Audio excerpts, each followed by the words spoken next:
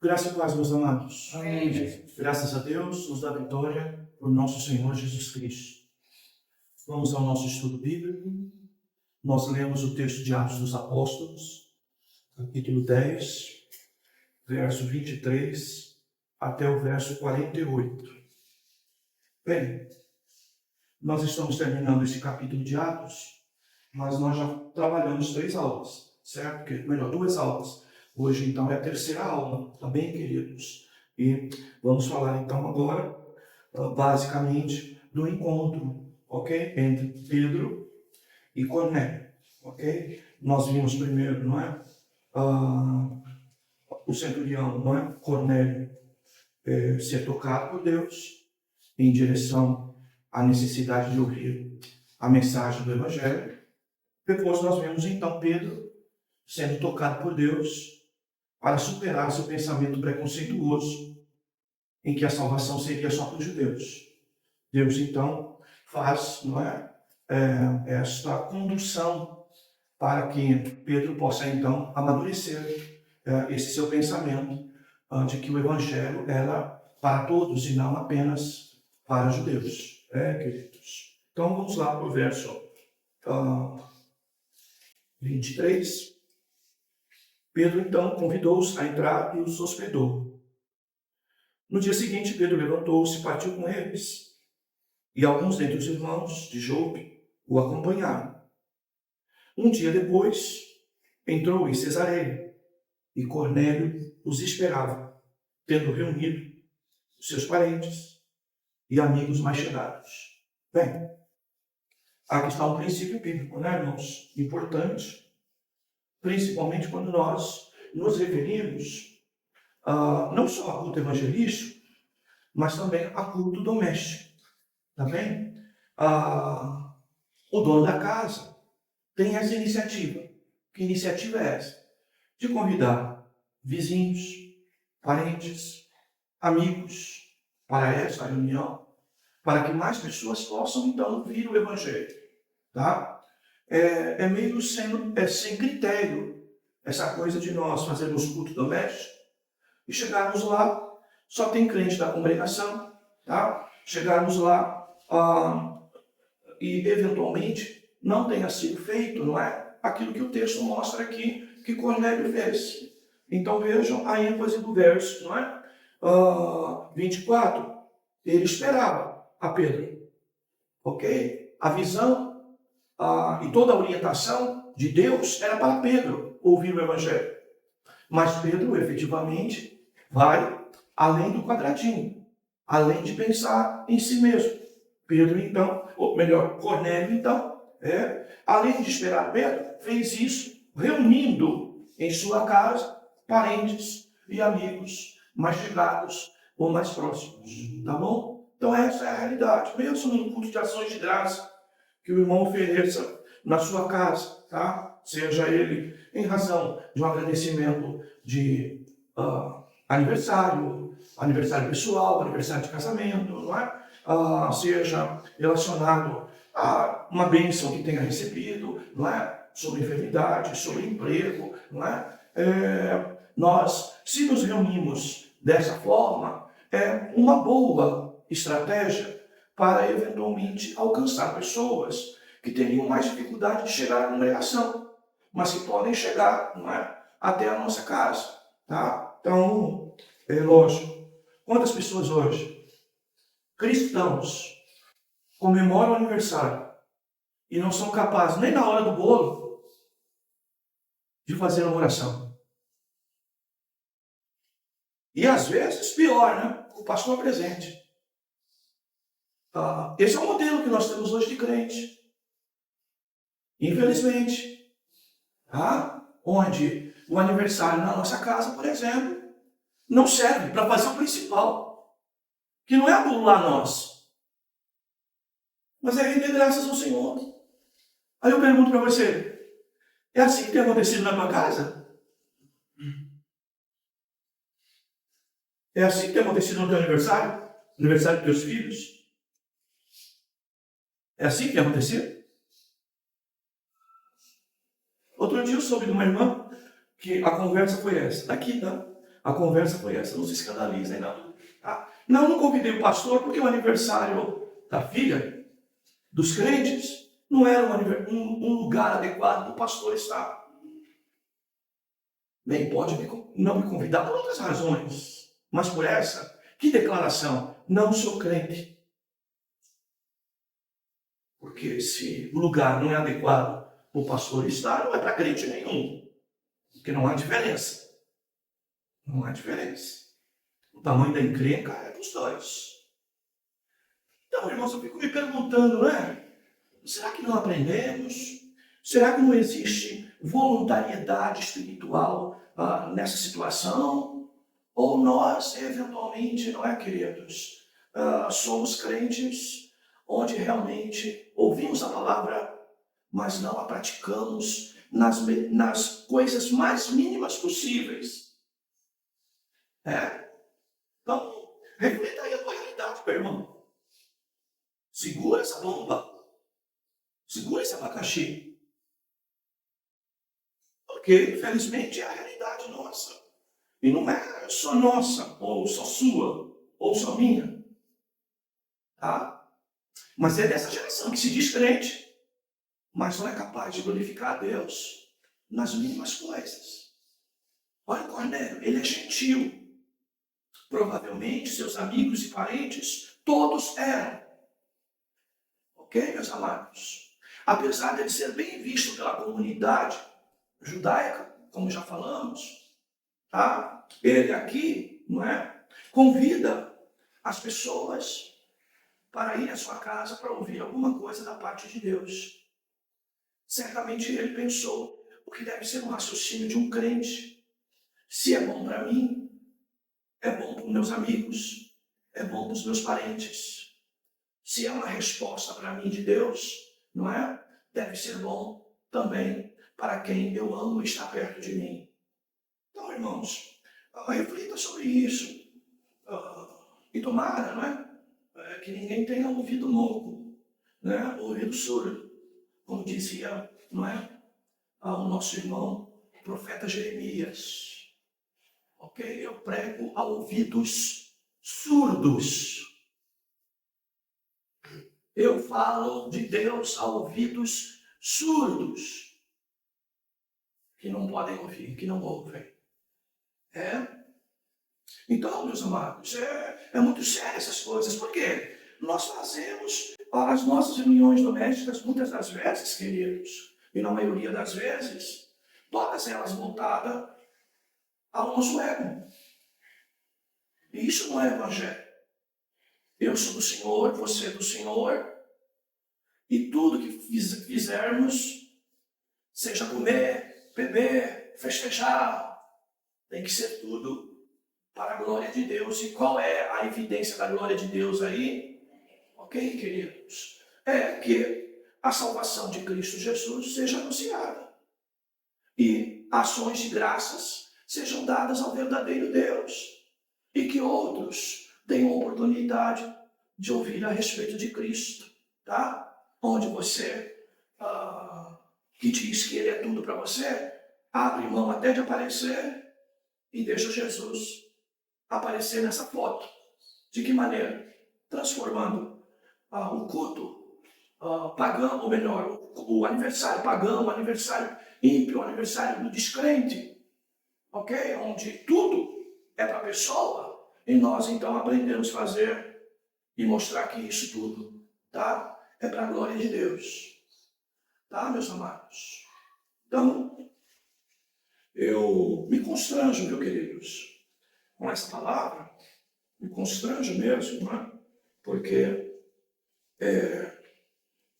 temos razões, não é? Para ficarmos até envergonhados ao ouvirmos isso e fazermos totalmente inverso, totalmente contrário.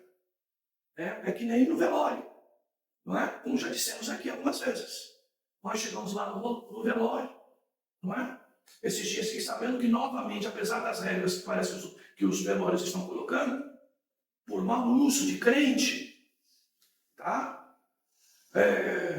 Que precisou interromper um velório porque estava lá uma escada bacia ripa para trás, não é? Tinha até enceradeira santa por lá, aspirador de pó santo, não é? Risca fósforo, não é? Tinha de tudo lá.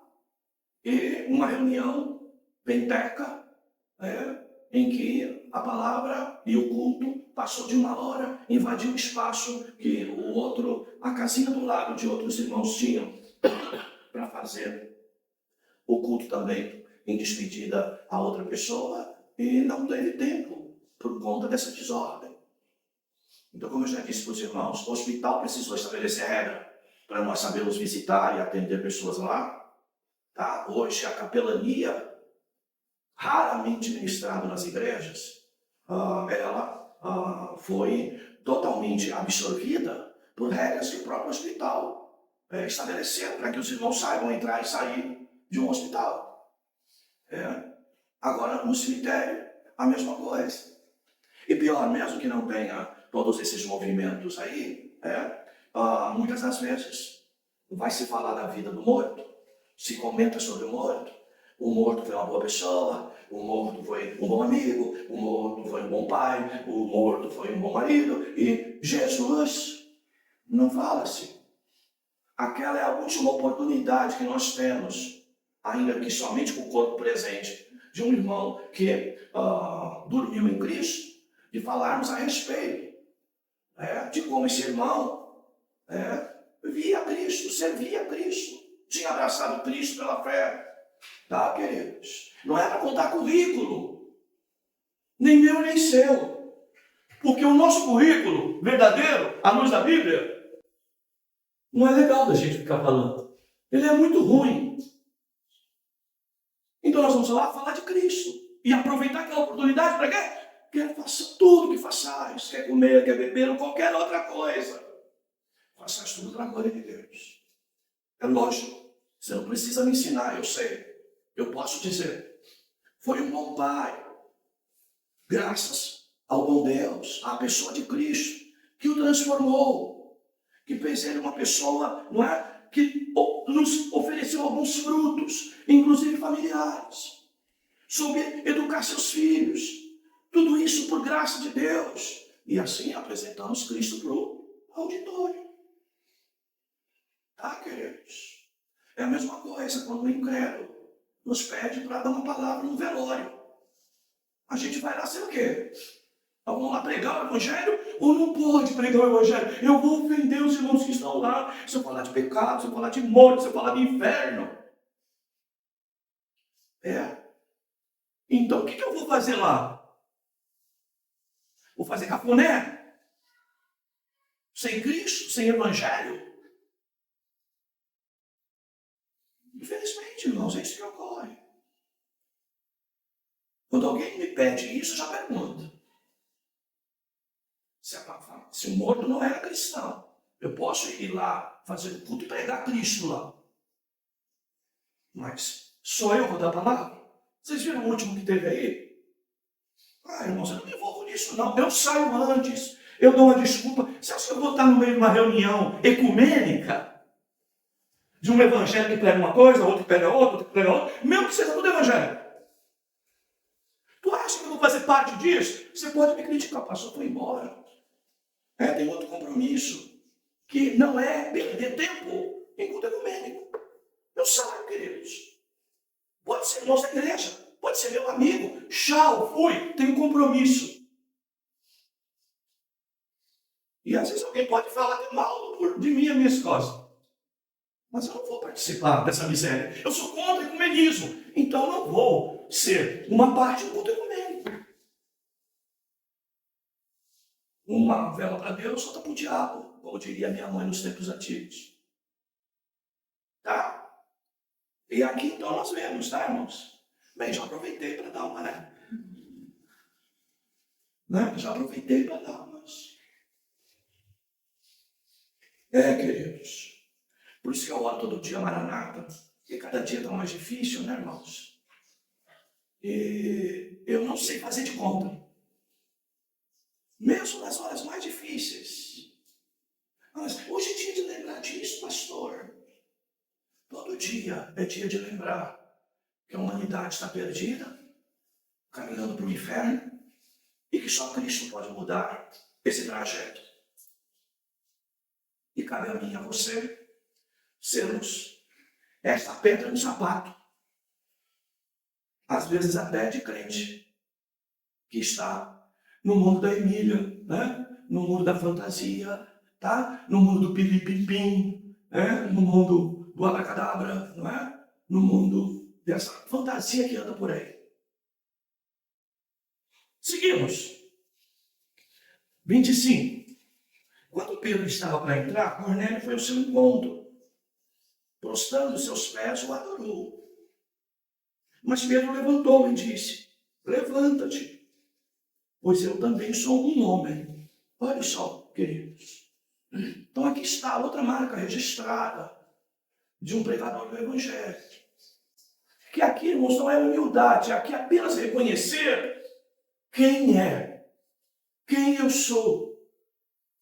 Tá? Pedro abriu mão de todos os tipos de privilégio. Não quis, talvez, aqui o título que muitos têm hoje de reverendo, que se reverencia, tá? Alguém pela qual a gente reverencia. Então tem alguns títulos por aí complicados. Esse é um deles. Pedro, então, levanta o homem e diz não somente uma palavra de consciência. Eu também sou um homem. Ele quer dizer, sou igual a você. Tá? Nas mesmas condições. E nós precisamos reconhecer isso. Isso deve ser um testemunho de um crente verdadeiro. Cristo já se revelou a você, você já tem Cristo. Você pode ter até as tais patentes, não é, queridos? Que o ministério dá, mas não ter esse tipo de humildade. E qual é o tipo de humildade? Eu sou igual a você, tá? Então, tomar cuidado, irmãos, quando a gente incorpora uma personalidade de que somos melhor do que os outros, tá? A ponto, neste caso aqui, até de aceitar algo que era muito comum naqueles tempos, num cenário de autoridade romana, onde as pessoas se prostravam diante das autoridades. E Pedro, então, aqui assume uma posição. Basta entender, sou um homem. Veja que aqui não diz, sou um homem de Deus, como muitos de nós fazemos questão de ser chamado, que nos chame se alguém quiser, mas não que a gente dê ibope para isso, valor para isso, ou espere isso. Então, ele simplesmente aqui, a ideia do original é, eu sou como você, carente da mesma salvação, carente do mesmo Deus, tá? E apesar de Cristo se revelar a mim, eu entendo que continuo dependente dele. Então Pedro, ele começa a dar esses sinais importantes. 27. E conversando com ele, entrou e encontrou muitas pessoas reunidas. Que maravilha! Provavelmente, seus amigos, seus parentes, como eu disse, não eram cristãos. Talvez grande parte deles não eram nem judeus. E aí Pedro disse-lhes, bem sabeis que não é permitido a um judeu misturar-se com judeus, com não-judeus. Vou repetir, misturar-se com não-judeus não é permitido. Ou aproximar-se deles. Mas Deus mostrou-me que a nenhum homem devo chamar profano ou impuro. Olha só, queridos. Então veja. Olha só o contexto. O judeu não podia se misturar com o pagão. Não podia sentar na mesma mesa. Não podia participar das mesmas festas. Não podia. Tá? Mas o que Pedro faz? Avançando naquele processo de entender de que o Evangelho de Jesus Cristo é para todos e não exclusivo de judeus. Tá? Ele, então, não só se aproxima, entra na casa, como abre mão até de bajulação, até de adoração. E ele se coloca igual aos demais e ainda coloca para ele esta realidade. Tá? Aqui um pouco o princípio da religiosidade. Tá? Eu sou tão crente que eu não me associo a outras pessoas. Veja, o que Pedro vai fazer aqui é se associar da mesma forma que Jesus se associou, se aproximar da mesma forma que Jesus se aproximou, ir à mesa, ao exercício de comunhão da mesma forma que Jesus fez, não para viver as práticas deles, mas para levar Cristo, tá, queridos?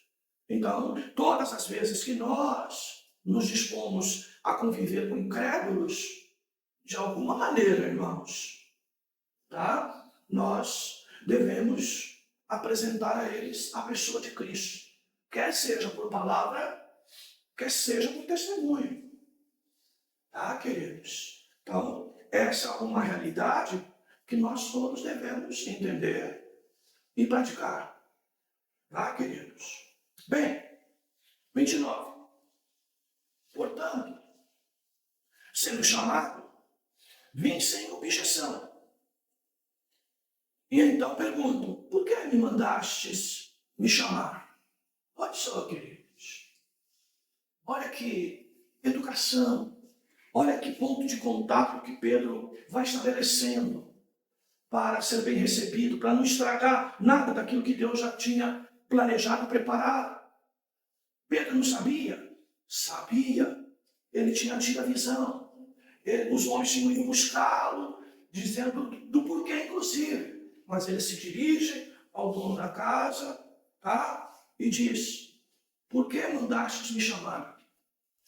Não há problema nenhum quanto a isso. Tomemos cuidado nós que viemos de escola pentecostal, que tudo precisa de revelação, tudo precisa de alguma coisa espiritual. Pedro apenas disse, por que você me mandou chamar? Qual a razão? Qual o motivo?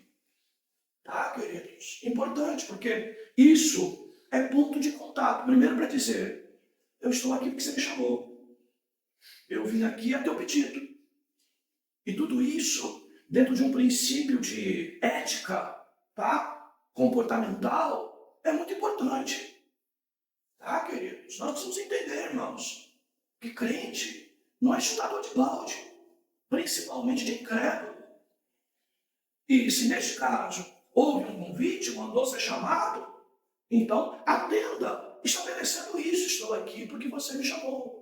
É diferente, queridos. Diferente em que sentido? Se te chamaram, é óbvio que a autoridade, até onde você pode ir nessa pregação, até onde você pode chegar no comentário que vai fazer com essa pessoa, existe nisso uma autoridade maior. Porque a pessoa está te dando isso, ela te chamou. Bem, vamos trabalhar então agora o inverso. Tá, queridos? Então, tomemos cuidado, amados. Quando nós saímos da ética e queremos dizer que, como eu estou anunciando Jesus, eu posso quebrar toda a ética, tá? De tratamento, de relacionamento. Eu preciso ser cuidadoso, tá? Eu preciso estabelecer uma relação, tá, queridos? Que seja mais adequada. Por isso que não tem desculpa até. Quem é chamado para ir dar uma palavra no velório e chega lá e diz, não, eu não quis afrontar eles. Eu acho que se afrontar, se você foi convidado, nem Deus, mandando o ímpio te convidar para dar uma palavra, você consegue pregar o evangelho. Porque fica fazendo aquelas adulações. Com medo de alguém se afrontar. Que falta de coragem. Que falta de autoridade. E que tamanho de responsabilidade quando nós nos omitimos. Mesmo Deus abrindo a porta. Prega aqui! E aí você vai lá. Não foi você que abriu a porta, foi Deus que abriu. Pedro sabia disso. Tá, queridos? E não é o evangelho que deveria levar. 30. Então Cornélio disse, olha, faz agora 4 dias que eu estava orando em minha casa, a hora nona, quando de repente um homem com roupas resplandecentes se apresentou diante de mim e disse, Cornélio, a tua oração foi ouvida e as suas esmolas foram lembradas diante de Deus. Mas manda buscar Simão, também chamado Pedro, em Jope. Ele está hospedado na casa de Simão, curtidor de peles, que fica à beira-mar. Olha só, queridos. Então, o texto é interessante, né, irmãos? Então, ele fala, né? E conta em detalhes. Primeiro, se o varão resplandecente apareceu, tem que ter mensagem. Primeira coisa que eu sempre destaco para os irmãos, para sair desses movimentos de angelolatria que anda por aí. Que modelo de angelolatria que anda por aí? É a realidade que nós vemos em muitas igrejas. Vou ser repetitivo. O anjo me apareceu, cheio de luz, com uma bandeja de prata, tinha uns cálices em cima dele, umas taças, né, em cima da bandeja, e ele ficou lá resplandecente, no canto da casa, no lugar mais alto da casa, ele ficou lá no cantinho, com aquilo na mão, que luz maravilhosa, que luz linda. Ai, que coisa maravilhosa que eu vi, que coisa linda. Isso não é evangelho, queridos. Se é anjo, tem mensagem. Se tem mensagem, não podia ofender isso. Tem que estar de acordo com isso. Tá, queridos? E aqui precisamos entender, né, queridos? Que quem está vendo esse ser é um pagão, é um gentil. Tá? E ele, então, faz isso. A tua oração foi ouvida, as tuas esmolas foram lembradas diante de Deus. Mas elas são incapazes de salvar. Elas são incapazes da graça de Deus se revelar a alguém por conta disso. E apenas isso. E aí então, 32. O anjo ainda, por ser resplandecente, ele dizendo, manda buscar Simão. Ok? E aí 33. Mandei logo te chamar. E fizestes bem em vir. Agora estamos todos aqui presentes diante de Deus para ouvir tudo quanto te foi ordenado pelo Senhor. Olha só, queridos. Olha como as coisas vão se desenrolando a contento, a favor do evangelizador. O mesmo, tá? Cornélio, ele diz, olha, estamos todos aqui presentes diante de Deus para ouvir tudo quanto te foi ordenado pelo Senhor. Que coisa linda, né, irmãos? Tudo quanto. Tá? Não tem palavra escondida. Tá, queridos? Não tem palavra proibida. Aqui é tudo quanto Deus mandou dizer. E aí, então, Pedro toma a palavra e disse, na verdade, reconheço que Deus não trata as pessoas com base em preferências. Olha só. Tá? Mas em qualquer nação, aquele que o teme e pratica o que lhe é justo, lhe é aceitável, esse ele aceita. Tá bom, queridos? Então está falando do quê? Da eleição de Deus, do olhar gracioso de Deus, da graça preveniente, se vocês preferirem assim como arminiano, né? A graça preveniente, né? Ou a eleição da parte de Deus. Deus tem em todos os lugares pessoas eleitas para a salvação. Pessoas pela qual Deus manifesta a graça preveniente. Ou seja, ela é incapaz até de ouvir o evangelho, mas Deus vai lá e lhe oferece algo antes, previamente, para que ela possa responder, tá, a essa chamada, a esse evangelho. 36, ele enviou a palavra aos israelitas, anunciando o evangelho da paz, por meio de Jesus Cristo. Este é o Senhor de todos. Olha só, queridos. Evangelho da paz por meio de Jesus Cristo. Então, aqui está a principal, né? Evangelho da paz. Então, esse Evangelho da paz, ele vai se referir ao quê? Vai se referir que o homem sem Deus está em inimizade com Deus, sem Cristo, né? Está em inimizade com Deus. Esse homem aqui, sem Cristo, está em guerra com Deus. Está separado de Deus. Então, essa palavra paz, né?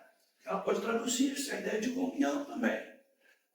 Então, veja, essa realidade que nós temos aqui, ele começa então com o que, irmãos? Pregar o Evangelho. Ele vai destacar o quê? A pessoa de Jesus Cristo. E olha o que ele faz aí, né? Olha a questão doutrinária aí. Deus, então, ele, veja a palavra, por meio de Jesus Cristo.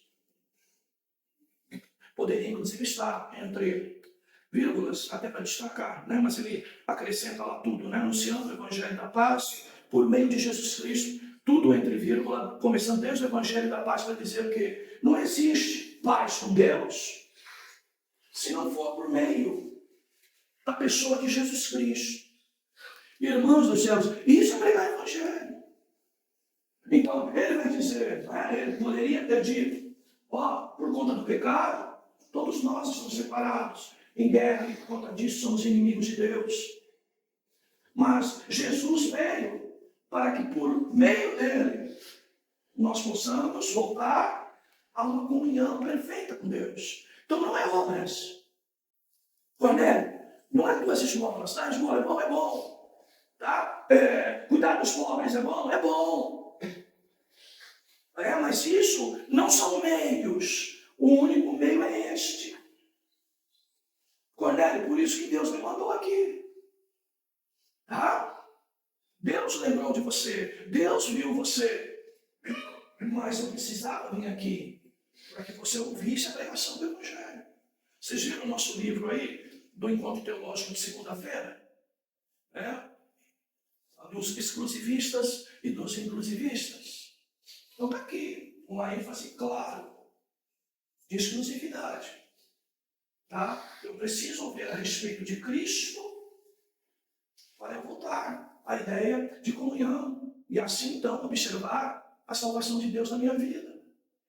Apenas e tão somente por Jesus Cristo. Tá? Ele segue. Essa palavra, vós bem sabeis, pois foi proclamada por toda a Judéia, começando pela Galileia, depois do batismo que João pregou. Olha só. E diz assim a respeito de Jesus de Nazaré. Tá? Ele é o Cristo. Olha como Deus ungiu com o Espírito Santo, ou seja, Cristo, Jesus de Nazaré, ou Cristo, na minha tradução, como Deus ungiu com o Espírito Santo. Quem é o ungido de Deus é o Cristo, a pessoa de Jesus. E o Espírito Santo fez isso. Ele andou por toda parte, fazendo o bem e curando todos os oprimidos pelo diabo. Porque Deus era com ele. E somos testemunha de tudo quanto ele fez, tanto na terra dos judeus como em Jerusalém. Mas eles o mataram, pendurando no madeiro. Olha lá. Mensagem da cruz. Mensagem da morte de Cristo. Tá? Então, a sua obra, quando eu digo por meio de Jesus Cristo, eu tenho que considerar o quê? A sua obra salvadora. 40. E Deus o ressuscitou ao terceiro dia lá. De novo, irmãos, a mensagem. Ressurreição. Tá?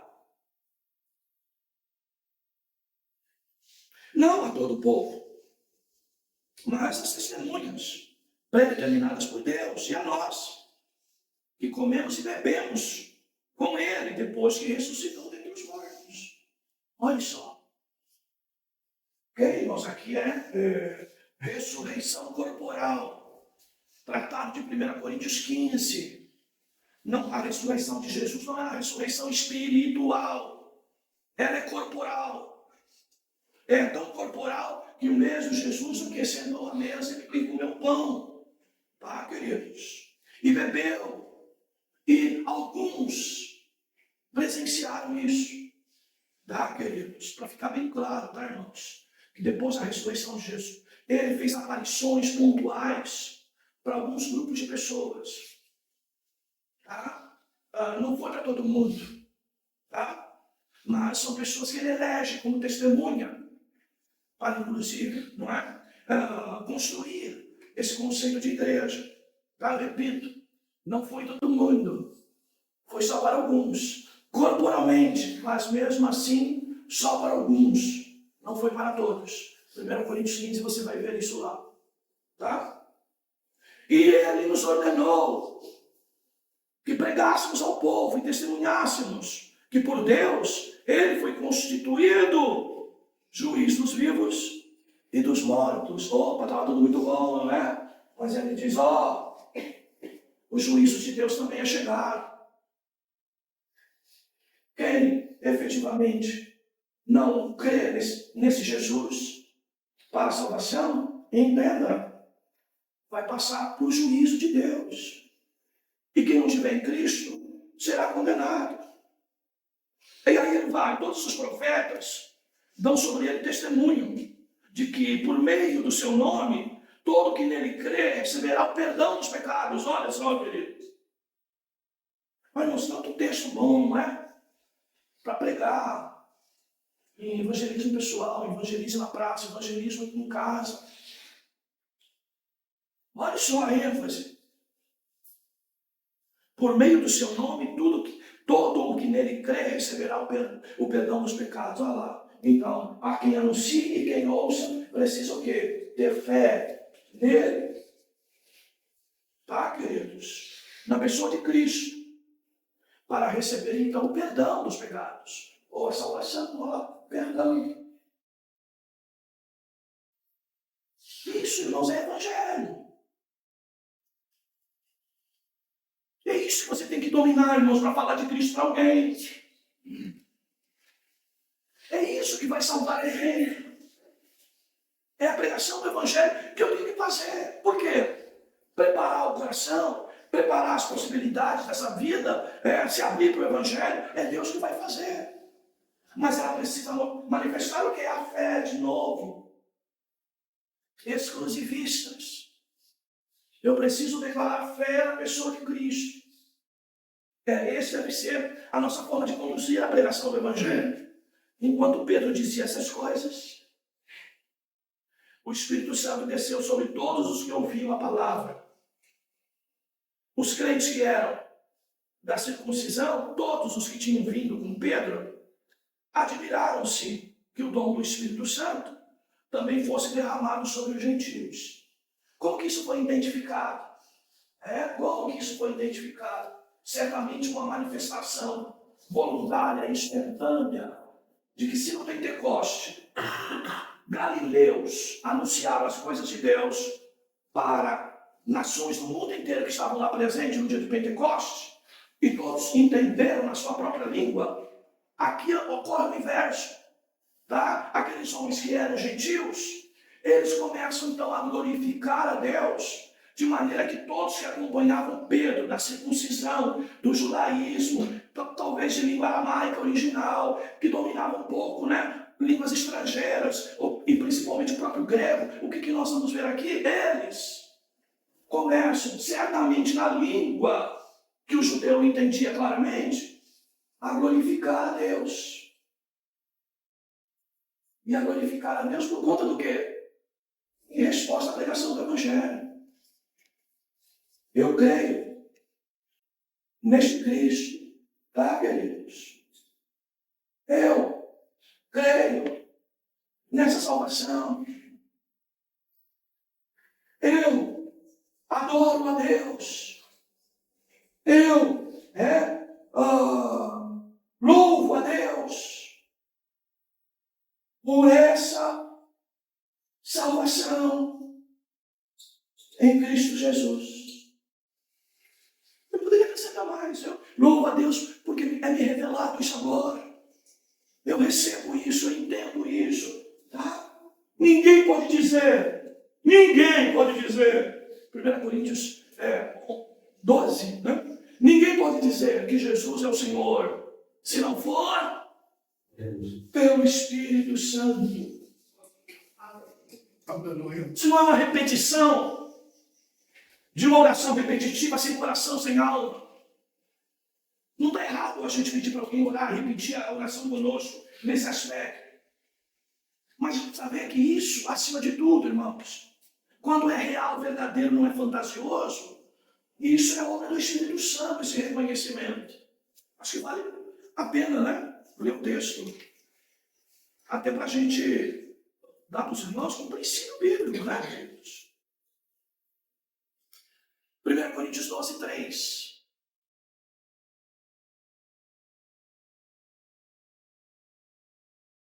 1 Coríntios 12, 3. Portanto, vos declaro que ninguém, falando pelo Espírito de Deus, vai dizer, maldito seja Jesus. Aí ele vai dizer o que acabamos de afirmar para os irmãos aqui. E ninguém pode dizer que Jesus é Senhor, a não ser pelo Espírito Santo.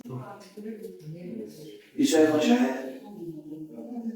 Que coisa boa. Sem confusão. Tá, irmãos? Isso não é confissão positiva. Diz aí, tô salvo. Diz aí, tô salvo. Diz aí, tô salvo. Repete mais uma vez, diz aí, tô salvo. Isso não é confissão positiva. Isso é falar. Tá? Primeira pregação de um crente de verdade é reconhecer que recebeu essa salvação e dizer, Jesus é meu Senhor. Ele tem autoridade sobre a minha vida. Ele é o meu Salvador. Tá, queridos? Essa manifestação, nós precisamos, irmãos, pregar o Evangelho verdadeiro para termos esses resultados de salvação genuínas, irmãos. Tá? E não, isso que temos visto e muito por aí. Enquanto Pedro dizia essas coisas, o Espírito Santo desceu sobre todos que ouviram a palavra. Os crentes que eram da circuncisão, todos os que tinham vindo com Pedro, admiraram-se de que o dom do Espírito Santo também fosse derramado sobre os gentios. É disso, porque os ouviam falar em línguas e engrandecer a Deus. É? E aí então vem a ideia. Poxa, se ele já tem manifestação do Espírito Santo na vida deles, a ponto deles estarem glorificando a Deus, de que Jesus é o Senhor, de que creem nessa salvação, que receberam o perdão de Deus, a gente pode recusar o batismo a esses? Então a palavra é não. É não. E qual é a ênfase aqui maior do texto, irmãos? A ordem maior do texto aqui é porque você vai ver aí que junto com Pedro foram pessoas juntos com Pedro, os da circuncisão. Quem eram esses? Judeus, convertidos. Mas que, como Pedro, ainda fazia separação. Então, a manifestação do dom é principalmente um sinal e um testemunho para esses que, com dificuldade de crer, de aceitar que a salvação também era para os gentios, eles tinham que ver. O judeu pede um sinal. Vocês já aprenderam isso. Então, se o judeu pede um sinal, o sinal está aqui. Se o sinal já apareceu, tá? O que me pede de batizados? Quem que vai recusar batismo para eles aqui, circuncisos? Desses incircuncisos? Quem pode? Se Deus já manifestou esse dom. E só ele pode fazer isso. Porque batizar, eu vou lá e mergulho a pessoa em água. O que Pedro faz aqui, irmãos? Aproveita, tá, irmãos? Do que Deus faz para fazer algo sem confusão. Sabedoria. Sabedoria. Então, a pergunta é exatamente essa. Quem que vai recusar? A ideia da igreja de hoje. Quem é contra, os irmãos? Quem é contra o batismo desse? Tem alguém contra? Não é o que a gente faz no dia do batismo? Vamos batizar os irmãos aqui e tal. Tem alguém contra o batismo do irmão aqui? Tá, queridos? Então, o contra o que era? Era um pensamento preconceituoso daqueles homens, porque Pedro tinha visto a visão. Nós não sabemos se Pedro contou em detalhes a visão para aqueles homens que foram com ele.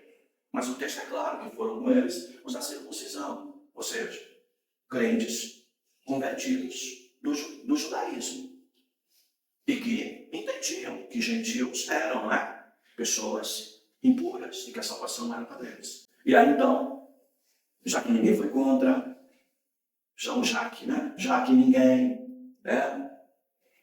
se apresentou, contestou a própria obra do Espírito Santo, então, em comum acordo, todo mundo sabe que a salvação é para todos, inclusive para os gentios. Então, meus irmãos judeus, nós vamos batizá-los. E ordenou que fossem batizados em nome de Jesus Cristo. Então, suplicaram que ficasse com eles durante alguns dias. Ai, queridos, a gente discorre um texto desse. Lembra dos anos 70, 80, digamos assim, de evangelho? Como o uso da tribuna era feito mais para isso. Veja, irmãos, isso é usar a palavra. A palavra aqui, não foi um pretexto. Eu discorri o texto, expliquei o texto, para mostrar para vocês o que é evangelho. A gente tem um desafio aí para janeiro e fevereiro, já que nesse tempo nós vamos estar aqui num curso especial de férias, sobre interpretação bíblica, de nós, então, na quarta noite, pregarmos de maneira evangelística. Quem sabe? Convidar alguém para vir ao culto. Quem sabe trazer alguém aqui ao culto para ouvir a pregação do Evangelho. E vamos ver, irmãos? Se nós, da casa, conseguimos entender o que é isso. E pregar o que é Evangelho. Discorrer alguns textos. Que, de alguma maneira, nós vamos estar ensinando os irmãos o que é pregar o Evangelho. E que não é, muitas das vezes, aquilo que a gente ouve por aí. Tá, meus amados? Que Deus dê graça a você. Que você tenha sido relembrado do que é Evangelho, o que é pregar o Evangelho, as bases do Evangelho.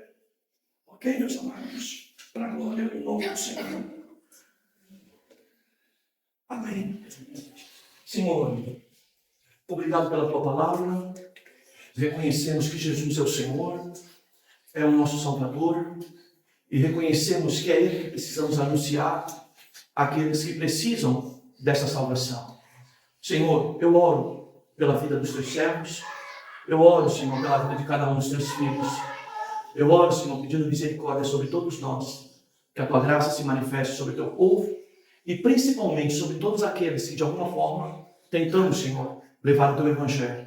Abre, ó Deus, os ouvidos surdos. Toca nos corações duros, para a glória do teu nome. É a nossa oração, em nome de Jesus. Amém.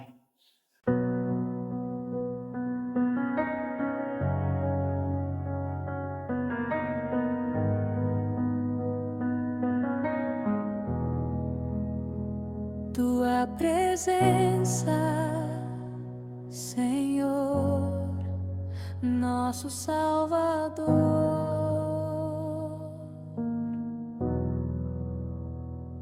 Aleluia, nosso Redentor.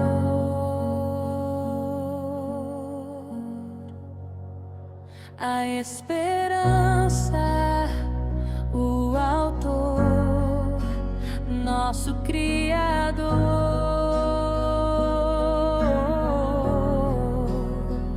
o Protetor, Senhor, nosso Salvador.